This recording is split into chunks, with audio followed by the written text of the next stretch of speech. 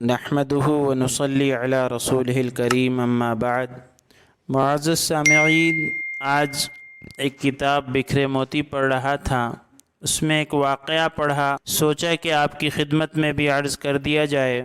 ایک عجیب واقعہ اللہ کے خوف کا لکھا ہے۔ جس کے اندر اللہ کا خوف ہو اس کو اللہ پاک کس طرح نوازتے ہیں اور اس کے لیے کیسے راستے نکالتے ہیں اور اس کے کاموں کو کس طرح بنا دیتے ہیں۔ واقعہ لکھا ہے کہ مکہ مکرمہ میں ایک عبادت گزار حاجی صاحب رہا کرتے تھے۔ وہ کہیں سفر میں جا رہے تھے اور راستے میں ان کو ایک ریشمی تھیلی پڑی ہوئی ملی۔ عام طور پر ہم لوگ بھی جب جاتے ہیں تو کہیں کسی کو کچھ سامان مل جاتا ہے اور اس وقت میں ہم کیا کرتے ہیں، وہ تو ہر ایک کو اپنا جائزہ لینا چاہیے۔ جیسا اللہ کے ساتھ تعلق ہوتا ہے ویسا آدمی کا ریئیکشن ہوتا ہے۔ تو اب ان کو راستے میں وہ تھیلی ملی اور وہ تھیلی کے اندر ایک قیمتی ہار تھا۔ وہ ہار بڑا قیمتی تھا، اس میں ہیرے جواہرات جڑے ہوئے تھے۔ اب انسانی فطرت ہے کہ جب آدمی کسی چیز کو دیکھتا ہے تو پہلے دل میں خیال پیدا ہوتا ہے کہ بھائی اس کو چھپا لو، کسی کو بتاؤ مت، رکھ لو،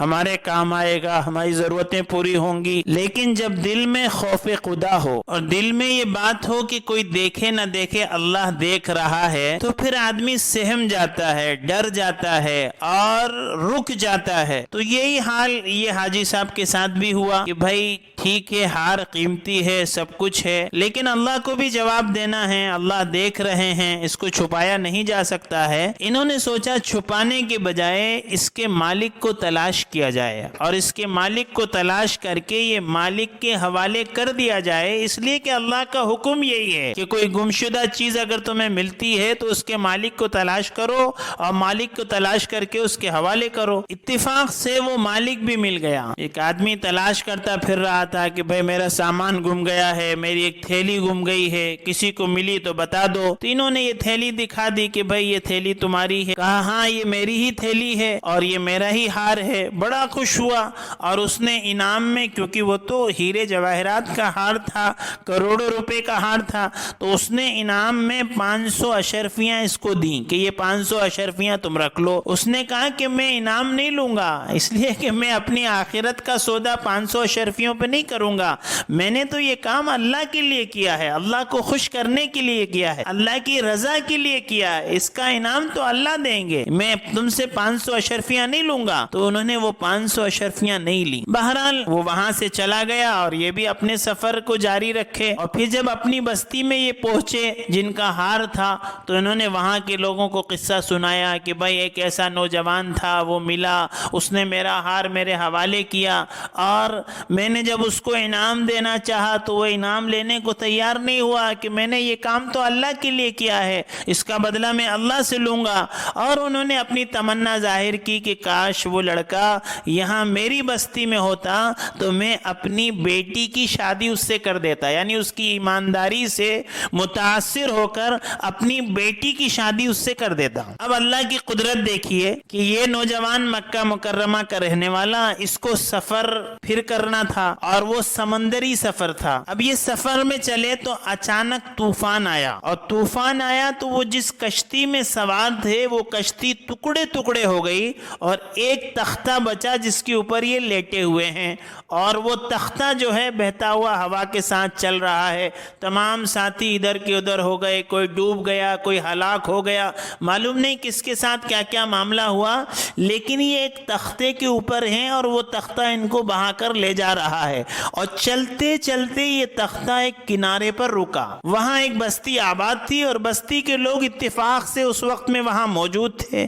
انہوں نے دیکھا کہ کوئی بیچارہ مسافر ہے، تختے کے اوپر بہتا ہوا یہاں تک آیا ہے، لہٰذا ان کو نکالا اور نکال کر اپنی بستی میں لے گئے، وہاں رکھا، دیکھ بھال کی، ان کو کھانا کھلایا، پانی پلایا، ان کو ہوش آیا، آرام کرایا، اور کئی دن اسی طرح گزرے۔ بعد میں معلوم ہوا ہوا کہ یہ تو بڑا کوئی نیک متقی پرہیزگار آدمی ہے، تو اب ایسے صالح شخص کو تو ہمیں اپنی بستی میں رکھنا چاہیے۔ مشورہ کیا گیا اور مشورے میں یہ طے ہوا کہ ان کو اپنی بستی کا امام بنا لیا جائے اور اپنے بچوں کو پڑھانے کے لیے ان کو مقرر کر دیا جائے، اور ان کی تنخواہ بھی مقرر کر دی، بلکہ ان کی نیکی اور پرہیزگاری اور خوف خدا کو دیکھ کر لوگ ان کو اپنا شیخ سمجھنے لگے، اپنے مشورے ان سے آ کر کرنے لگے، ان کے مشورے پر عمل کرنے لگے، گویا اپنا شیخ بنا لیا۔ اب لوگوں نے سوچا کہ بھائی اتنا نیک آدمی ہے، مقدر سے اللہ پاک نے دے دیا ہے، مل گیا ہے، اب اس کو اپنی بستی سے نہیں جانے دینا ہے، تو اس کے لیے تدبیریں کی جائیں۔ کیا کیا جائے کہ یہ بستی سے نہ جائیں، یہ بستی میں رہیں، یہاں پر امامت کریں، ہمارے بچوں کو پڑھائیں، ہم کو صحیح مشورہ دیں، ہماری رہبری کریں، یہ یہاں سے نہ جائیں۔ تو یہ پلان کیا گیا کہ بھائی اس کی شکل یہ ہے کہ اب ان کی شادی بھی یہیں کی جائے، اگر شادی یہاں کی جائے گی تو پھر یہ نہیں جائیں گے۔ اب شادی کے لیے رشتہ کہاں بھیجا جائے، اس کے لیے مشورے ہوئے۔ جب مشورے ہوئے تو یہ بات آئی کہ بھائی ایک تاجر صاحب تھے جن کا انتقال ہو گیا، ان کی بیٹی ہے جو بہت خوبصورت ہے، چلو اس بیٹی سے ان کا رشتہ لے کر جاتے ہیں، معلوم کرتے ہیں اس کی رائے کیا ہے۔ تو وہاں رشتہ لے کر گئے تو وہ لڑکی بھی تیار ہو گئی۔ جب دونوں کی شادی ہوئی اور یہ رات کو وہاں پہنچے تو بیوی سے ملاقات ہوئی تو دیکھا کہ بیوی کے گلے میں وہی ہار ہے جو ہار ان کو وہ تھیلی میں ملا تھا، اور انہوں نے اس کو واپس کیا تھا اور انعام لینے سے انکار کر دیا تھا۔ اور وہ تاجر یہ کہتا تھا کہ کاش وہ نوجوان میری بستی میں ہوتا تو میں اپنی بیٹی کی شادی اس سے کرتا۔ تاجر کا انتقال ہو چکا ہے۔